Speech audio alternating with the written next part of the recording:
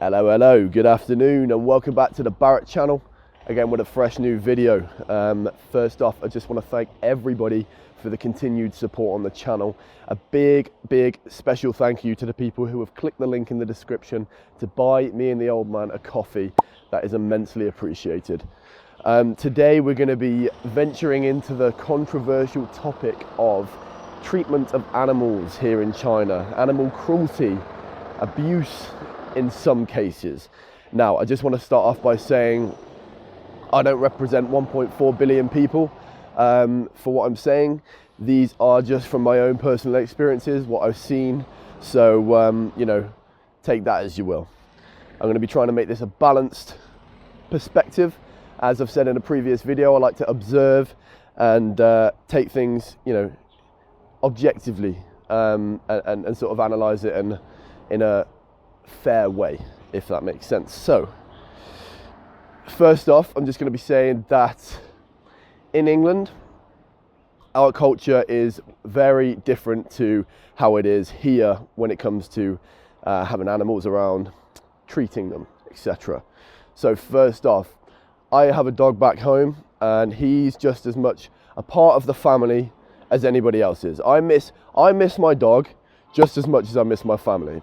That might give you, sort of an idea on how we treat our animals. Like, we grow up around them, we grow up seeing them get cared for a lot. And of course there are cases where people are cruel to animals back home. It goes without saying that that's the case. But in a general sense, we're very caring about domestic animals like cats, dogs, all these little, animals, animals. Anyway, it's not been until the last sort of 10 or 20 years where that's starting to change in China. Animals were seen as animals. Animals were seen as food. Up until, they've been open to the West much more and adopting sort of new cultures. Now a lot more younger people are starting to get cats and dogs. But this change in society doesn't happen overnight, right? So over generations, they haven't been brought up around domestic animals. They haven't been caring for them like we have for years and years in the West. So I'm going to give you a couple of examples of sort of really quite not so nice things that I've seen here with animals. So the first one is actually, I was outside Starbucks and there was a golden retriever sat with these two young lads. And the golden retriever, it was like 33 degrees and sunny, like super hot. And this golden retriever had his tongue out, panting, and he was just laid down in the sun, right? So I tapped the guy and said, look, your dog needs some water, because they weren't giving him any attention. They said, yeah, I know. 5 minutes went by, same story, The dog is literally tongue out, like panting so much. And I was looking at him, he looked super uncomfortable. I tapped him again, I said, look, you need to get your dog some water, like look at him. Yeah, I know. 5 minutes go again. So I was quite heated at this point because the dog, they were just enjoying their drinks, laughing, not a care in the world about this young pup that's just sat there suffering, literally suffering. So I went into Starbucks and I got the dog a cup of water, and I was in quite a bad mood at this point. So I literally gave it to him and I said, give this to your dog now. And that's one story. I'm not going to talk too much about them, but another one is I was at a friend's house and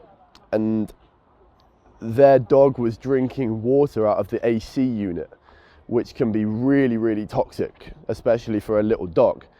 And this dog was forced to drink this AC unit water because the dog bowl was empty. So obviously, very hot day, he's forced to drink this water because he hasn't got any other water to drink, which is a real big shame. So, again, I told him, you need to have water in this bowl all the time for this little dog.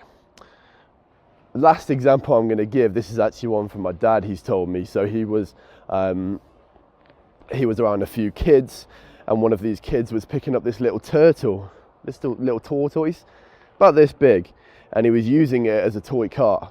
He was like putting it on his back, he was like doing this on the floor, like vroom vroom, and it's just like there's no emotional connection with these children and their pets. It's literally like a toy, and it's quite upsetting to see sometimes.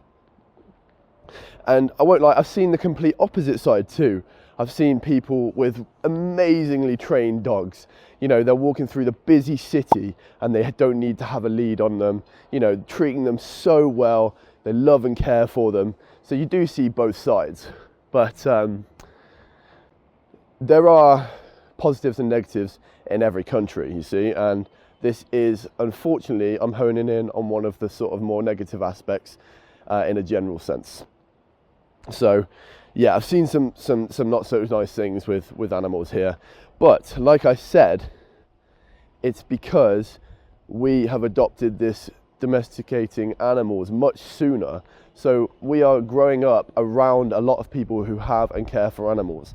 So you basically, when you're a kid, you basically you learn about the world by seeing the people around you. So you see this, so it, you know, on a deeper level, psychologically, it just feeds into you. This is how you start to feel when you grow up.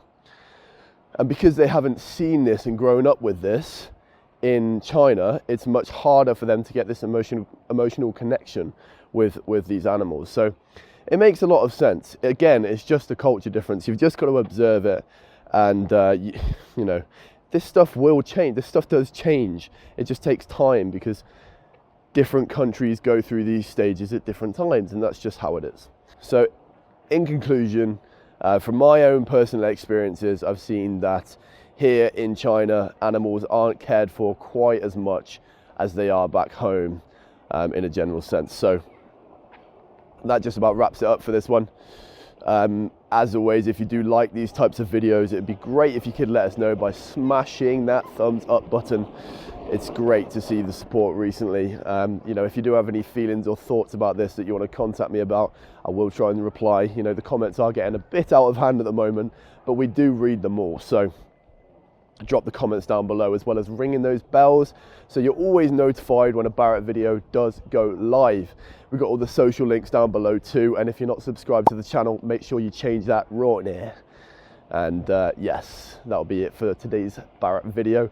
As always, until next time, see you later.